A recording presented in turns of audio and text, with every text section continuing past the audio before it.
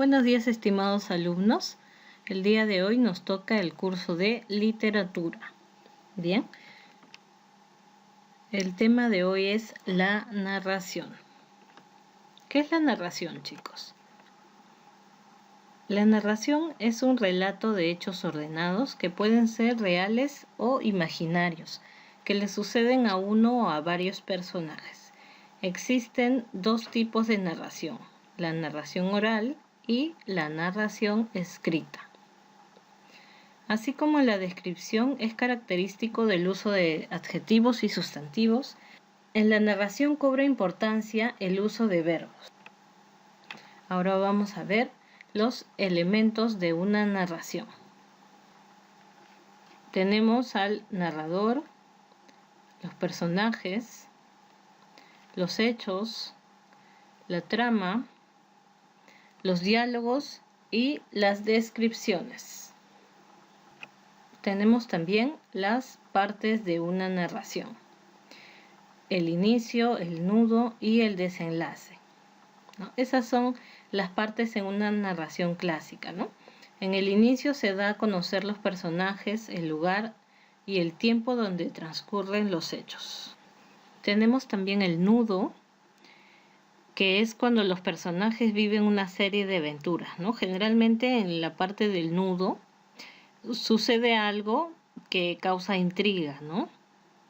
O que puede definir el final de la narración. Tenemos también el desenlace, ¿no? En el desenlace los personajes resuelven el problema y la aventura concluye. El resultado de las aventuras, ¿no? ¿Qué es lo que sucede después de que los protagonistas viven esa aventura o ese problema suscita, ¿no? Si se soluciona o no el problema de la historia, ¿no? Ahora vamos a ver la técnica del narrador. Tenemos la narración en primera persona y también la narración en tercera persona. ¿En qué consiste la narración en primera persona? En este caso, el narrador participa en la historia como personaje y utiliza el verbo en primera persona. Por ejemplo, dice, yo vi, pasamos por esa colina, y así, ¿no? El narrador en primera persona participa en toda la historia, ¿no? Y lo cuenta desde su perspectiva, ¿no? Participando en los hechos. Tenemos también la narración en tercera persona. El narrador no participa de los hechos que narra. Cuenta la historia como un observador externo y prefiere los verbos en tercera persona, ¿no? Por ejemplo, dice, la jovencita partió en búsqueda del tesoro, ¿no? Por así decirlo. Entonces habla en tercera persona, ¿no? La tercera persona es él o ella. Muy bien, chicos, ahora pasamos al libro. Pasamos, chicos, a la página 17 del libro, ¿sí? La página 17 nos da una pequeña definición de lo que es la narración. Dice, es una forma de composición que consiste en contar los hechos o sucesos que los seres realizan. Así como en la descripción, es característico del uso de adjetivos y sustantivos. En la narración cobra importancia el uso de verbos. Algunos ejemplos de obras narrativas de carácter realista son Los ríos profundos, de José María Arguedas, El viejo y el mar, de Ernest Hemingway, entre otros, de carácter fantástico. Tenemos a Las mil y una noches, que es de un autor anónimo, El Principito, de Antoine Saint-Exupéry, etc., ¿no? Ahora vamos a ver una muestra de un cuento o un relato escrito por Gianni Rodari. Es una adaptación del cuento clásico Pinocho, ¿no? Se llama Pinocho el Astuto. Escuchemos, chicos. Dice, había una vez Pinocho, pero no el del libro de Pinocho, otro. También era de madera, pero no era lo mismo. No lo había hecho Gepetto, se hizo él solo. También él decía mentiras como el famoso muñeco, y cada vez que las decía se le alargaba la nariz a ojos vista. pero era otro Pinocho. Tanto es así que cuando la nariz le crecía, en vez de asustarse, llorar, pedir ayuda al hada, etc., cogía un cuchillo, sierra, y se cortaba un buen trozo de nariz. Era de madera, ¿no? Así que no podía sentir dolor. Y como decía muchas mentiras y aún más en poco tiempo, se encontró con la casa llena de madera. ¡Qué bien!, dijo. Con toda esa madera vieja me hago muebles, me los hago y ahorro el gasto del carpintero. Hábil, desde luego era. Trabajando se hizo la cama, la mesa, el armario, las sillas, los estantes para los libros y un banco. Cuando estaba haciendo un soporte para colocar encima el televisor, encima la televisión, se quedó sin madera. Ya sé, tengo que decir una mentira. Corrió afuera y buscó a alguien. Venía trotando por la acera un hombrecillo del campo. Buenos días. ¿Sabe que tiene usted mucha suerte? ¿Yo? ¿Por qué? ¿Todavía no se ha enterado? Ha ganado 100 millones a la lotería. Lo ha dicho la radio hace 5 minutos. No es posible. ¿Cómo que no es posible? Perdone, ¿usted cómo se llama? Roberto Bislunghi. ¿Lo ve? La radio ha dado su nombre, Roberto Bislunghi. ¿Y en qué trabaja? Vendo embutidos, cuadernos y lámparas. Entonces no cabe duda, es usted el ganador, 100 millones. Gracias, gracias. El señor Bislunghi no sabía si creérselo o no creérselo, pero estaba emocionadísimo y tuvo que entrar a un bar a beber un vaso de agua. Solo después de haber bebido se acordó de que nunca había comprado billetes de lotería, así que tenía que tratarse de una equivocación.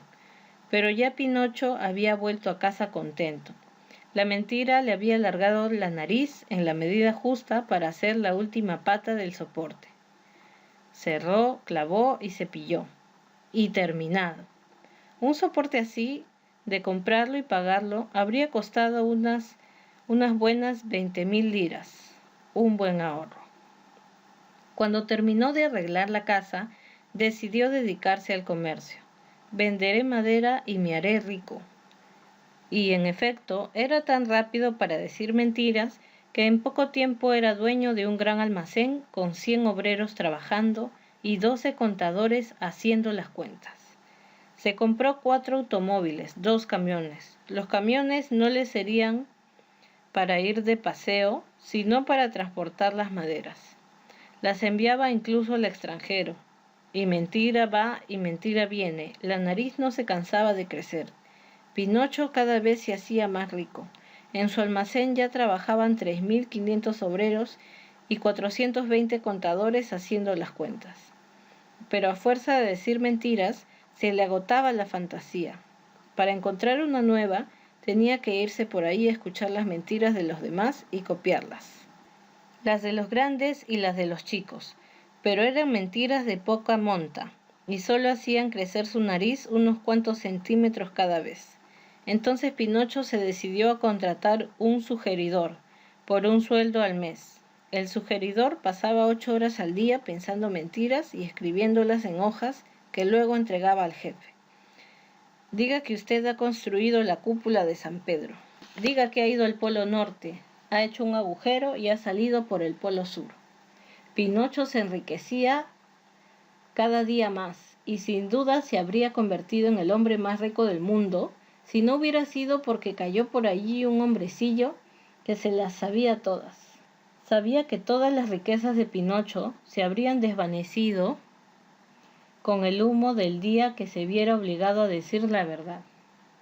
Señor Pinocho, ponga cuidado al no decir nunca más mínima verdad. Si no, se acabó lo que se daba, ¿comprendido? Bien, bien. A propósito, ¿es suyo aquel chalet? No, dijo Pinocho de mala gana para evitar decir la verdad.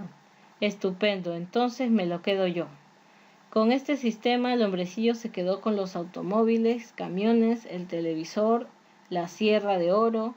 Pinocho estaba cada vez más rabioso, pero antes se habría dejado cortar la lengua que decir la verdad. A propósito, dijo por último el hombrecillo, ¿es suya la nariz? Pinocho estalló. Claro que es mía, y usted no podrá quitármela. La nariz es mía, y ¡ay! Del que la toque. Eso es verdad, sonrió el hombrecillo, y en ese momento toda la madera de Pinocho se convirtió en aserrín. Sus riquezas se transformaron en polvo. Llegó un vendaval que se llevó todo, incluso al hombrecillo mentiroso. Y Pinocho se quedó solo y pobre, sin siquiera un caramelo para la tos que llevarse a la boca.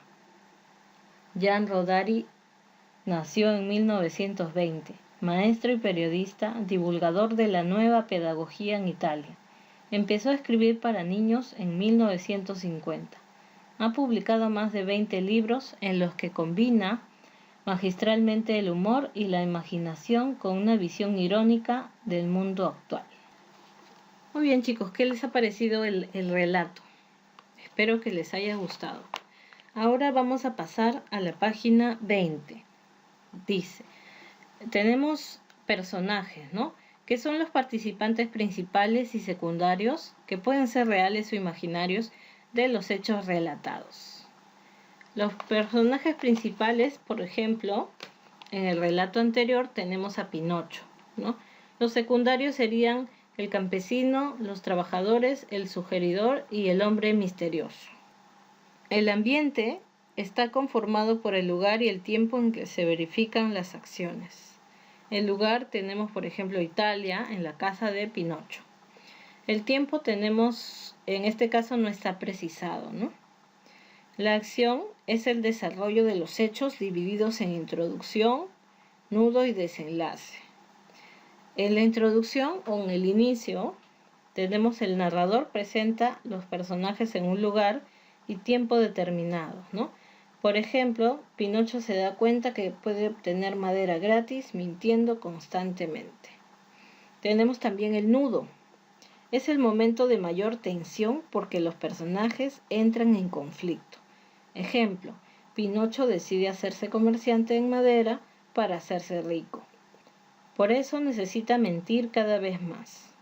Y tenemos también el desenlace, donde finaliza el relato con la resolución del conflicto.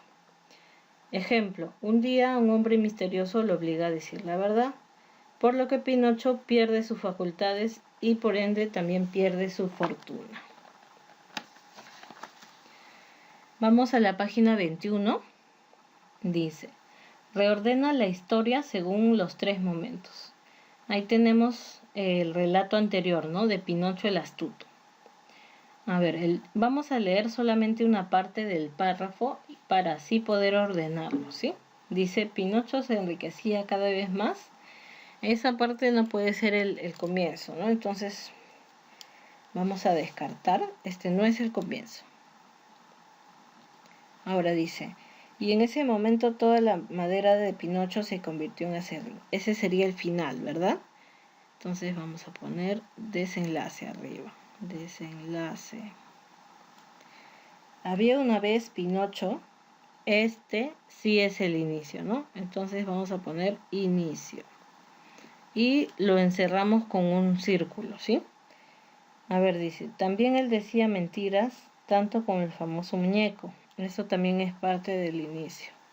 Y como decía muchas mentiras, bien. Desde había una vez hasta la parte de abajo, todo esto es el inicio, ¿no? El nudo sería la parte de arriba, ¿no? Pinocho se enriquecía cada vez más hasta, claro que es mía, ¿no? Y después viene el desenlace. Entonces, vamos a ordenarlo así. Bien, chicos. Ahora pasamos a la página 22. Tenemos otro relato que es de las tradiciones peruanas, de Ricardo Palma. Vamos a ver.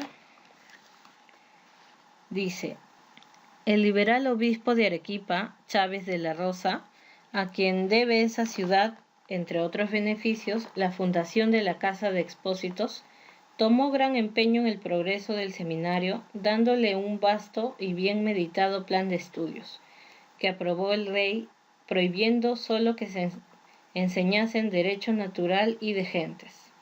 Rara era la semana, por los años de 1796, en que su señoría ilustrísima no hiciera por lo menos una visita al colegio, cuidando de que los catedráticos cumpliesen con su deber de la moralidad de los escolares y de los arreglos económicos. Una mañana encontróse con que el maestro de latinidad no se había presentado en su aula, y por consiguiente los muchachos, en plena holgazanería, andaban haciendo de las suyas. El señor obispo se propuso remediar la falta, reemplazando por ese día al profesor titular. Los alumnos habían descuidado por completo aprender la lección. Nebrija y el epítome habían sido olvidados. Empezó el nuevo catedrático por hacer declamar a uno Musa Mozo. El muchacho se equivocó en el acusativo del plural, y el señor Chávez le dijo: al rincón, quitacalzón. Y ya había más de una docena arrinconados, cuando le llegó su turno al más chiquitín y travieso de la clase, uno de esos tipos que llamamos revejidos, porque a lo sumo representa tener 8 años cuando en realidad doblaba el número. ¿Quid es Horatio?, le interrogó el obispo. El niño, o conato de hombre, alzó los ojos al techo, acción que involuntariamente practicamos para recordar algo, como si las vigas del techo fueran un tónico para la memoria. Y dejó pasar 5 segundos sin responder. El obispo atribuyó el silencio a ignorancia y lanzó el inapelable fallo: al rincón, quitacalzón. El chicuelo obedeció, pero rezongando entre dientes algo que hubo de incomodar a su ilustrísima. Ven acá, trastuelo, ahora me vas a decir qué es lo que murmuras. Yo nada, señor.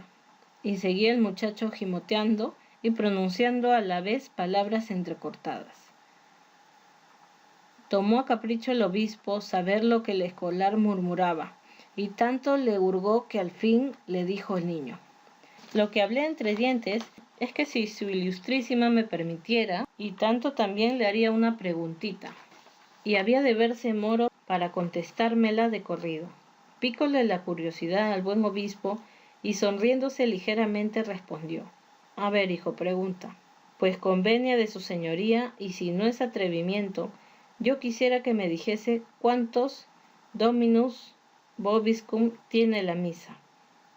El señor Chávez de la Rosa, sin darse cuenta de la acción, levantó los ojos. Ah, murmuró el niño, pero no tan bajo que no le oyese el obispo. También él mira al techo. La verdad es que su señoría ilustrísima no se le habría ocurrido hasta ese instante averiguar cuántos Dominus vobiscum tiene la misa. Encantólo, y esto era natural, la agudeza de aquel arrapiezo que desde ese día le cortó, como se dice, el ombligo. Por supuesto que hubo amnistía general para los arrinconados. El obispo se constituyó en padre protector del niño, que era de una familia pobrísima de bienes, si bien rica en virtudes, y le confirió una de las becas del seminario. Cuando el señor Chávez de la Rosa, no queriendo transigir con abusos y fastidiado de luchar sin fruto con su cabildo y hasta con las monjas, renunció en 1804 al obispado. Llevó entre los familiares que lo acompañaron a España al cleriguillo del Dominus vobiscum, como cariñosamente llamaban a su protegido. Andando los tiempos, aquel niño fue uno de los prohombres de la independencia, a uno de los más prestigiosos oradores en nuestra asamblea, escritor galano y robusto, habilísimo político y orgullo del clero peruano. Su nombre, ¿qué? ¿No lo han adivinado ustedes? En la bóveda de la catedral hay una tumba que guardaba los restos del que fue Francisco Javier de Luna Pizarro, 20º arzobispo de Lima, nacido en Arequipa en diciembre de 1780 y muerto el 9 de febrero de 1855. Ricardo Palma. Muy bien, chicos, ahí acabamos de escuchar una narración de una de las tradiciones peruanas. Ahora pasamos a la página 24. Dice: contesta. Los momentos de una narración sería inicio, nudo y desenlace, ¿verdad? Muy bien, pasamos a la número 2. Dice, en la narración hallamos acciones o hechos, ¿verdad? Sería hechos. En la número 3 dice, es el espacio en el cual suceden los hechos. Sería lugar, ¿no? Número 2 dice, o segundo. Segundo, responde del texto anterior en tu cuaderno. Van a responder las siguientes preguntas, ¿sí, chicos? El siguiente relato que dice algo en la oscuridad lo vamos a dejar para el momento de las consultas, ¿sí? Vamos ahora a la página 26. En la página 26 nos hablan de los narradores, ¿no? De la narración en primera persona y de la narración en tercera persona. Pasamos, chicos, a la parte actividades. La número 1 dice, leer el texto y fíjate en qué persona está escrito. A ver, dice, así conocí a Genevieve, a quien a partir de entonces vi a diario, horas al día, hasta la víspera de mi retorno a Lima. Eso es de Pez en el agua. ¿En qué persona está escrito? ¿En primera persona o en tercera persona? En primera persona, ¿verdad? Entonces es narrador, personaje. Pongan ahí. La B dice, es para mí una rara sensación la de expresar mis sentimientos, no solo porque no he escrito nunca todavía, sino porque me parece que más tarde ni yo, ningún otro se interesaría por las confidencias de una colegiada de 13 años. Diario de Ana Frank. Este es un narrador en primera persona o en tercera persona, chicos. Eso les queda de tarea, ¿sí? Desde la B hasta donde dice reconoce el narrador, y la descripción es el siguiente tema de la siguiente clase, ¿sí? Entonces vamos a hacer la pregunta 1 y 2. Muy bien, chicos, eso sería todo por la clase de hoy. Ya saben que si tienen dudas me pueden escribir, si tienen consultas me pueden escribir. Bien, chicos, nos vemos en la siguiente clase. Muchas gracias por su atención. Y recuerden no salir de casa y lavarse muy bien las manos, ¿sí? Gracias.